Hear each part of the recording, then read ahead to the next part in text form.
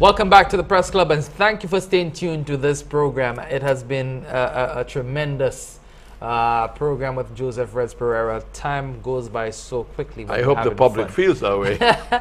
Or we can say time goes by so quickly when you're discussing sports. But just a few more topics for discussion. We want to congratulate Guy Ellis. 50 years as a journalist on St. Lucia, that is a milestone, and it is a tremendous feat. I don't know if I'll reach 50 years, far less reach 50 years in journalism. So I just want to congratulate Guy Ellis and wish him all the best. Yeah, I mean, certainly a solid person.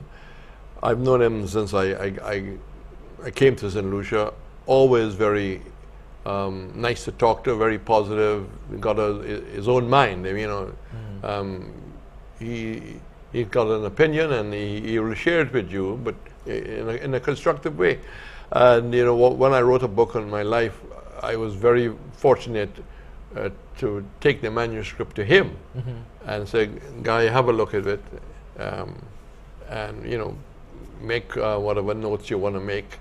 And he did it for me and did a review later on, so you know, a tremendous St. Lucian. Yeah. And of course, who has represented a lot of news agencies across the world. Now, as I'm talking about him, and something we had not mentioned in the past, but last week was International Press Freedom Day, and I want to take this opportunity to wish all media workers on St. Lucia a belated happy International Press Freedom Day.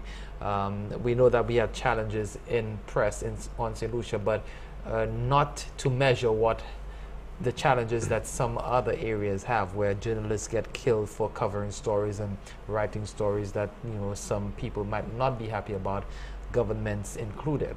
So we are not at that point. However, we still believe that there can be more information sharing, and that information should be more accessible to press people, to journalists, so that we can use to write our stories. I think you were making a good point recently yourself, where you were saying, let's say at the crime scene, if certain people aren't there, the report is really stuck for information. Right. And maybe more people must be given the ability through training to be able to answer questions. Maybe we are choosing a bad example of a crime scene, because the crime scene is not something where you want everybody left, right, and center talking. There must be some kind of coordination. Yes, and that brings us to the police media relations. And I know that last week the police, through the U.S. Embassy, met with media personnel on the island to discuss those relations and see how we can come to terms or come to a consensus on how we relate. Most times when we talk about police media relations, there is a bumping of the heads, and that is not necessarily, that should not be the case. There is no reason that they should bump heads as much as they do, because I made the point also that the police and the media, they're on the same side. Not that they have the same work, and don't get me wrong, media are not responsible to the police, they are not responsible for doing the police job, but they have the public interest at heart. They should, as these two agencies. The media, what they want to do, get information so that they can provide the public with good information that is accurate, balanced, that is fair, and that would edify them. The police, they want to get information to protect the public. So we're on the same side, we're on the public side, but we just have to find a common ground to perform our duties and not, you know, hinder others in performing their duties. Well, I think, is there a case for building trust between the police and the journalists, that, you know, we are not trying to undermine your work? Right. Yeah, and you know, it's a relational thing. It has to be based on the relationship you have with the people.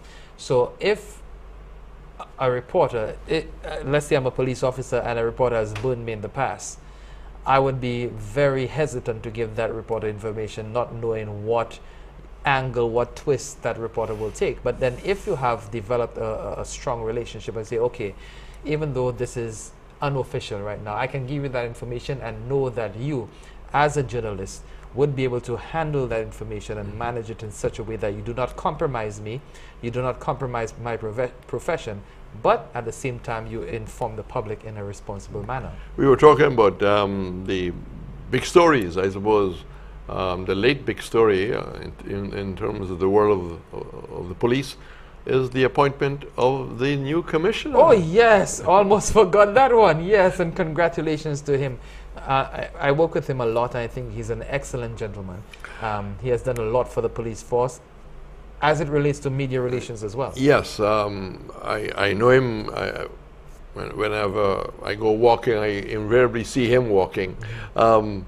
And one of the things, and of course I have my little bias, I want him to run a good police force, but I would like them also to pay a little attention to sport within the police force, and I would like to see a boxing club within the police force, especially to their young recruits, because this is happening in other parts of the Caribbean. But maybe they play football, they play volleyball, they play basketball, but I would like to see a boxing club within the police force. Yeah. So I just want to congratulate Vernon Francois. I mean, he's a one-of-a-kind guy, you know. He's in my relations with him, and when I introduce him, when we do our social work, I say, you know, he's a guy who's part of our group who happens to be the police commissioner, because he never comes off as, oh, okay, I'm this disciplinarian, tough guy. Yeah. You know, he's a human being like us, and we reason together. It's like any one of us. We just have different roles in life. Well, I want to give one example. We had on February the 5th a boxing exhibition on the Market Step, and he played a major role in giving permission to block the traffic and allow the ring to go up. And you know, he said somebody would be there at 9, and somebody was there at 9. And you know, that to me, you know, just shows the detail. You know, we went to him, and he said, "Yes, I'll do it," and he did it. Yeah, I really like him. I really like him as a person. I have gotten to meet him and work with him. So, yeah, congratulations to you, and all the best as you administer the Royal St. Lucia Police Force. Well, Reds, it was a pleasure having you, and hopefully this is not the last time we'll be seated together on the Press Club.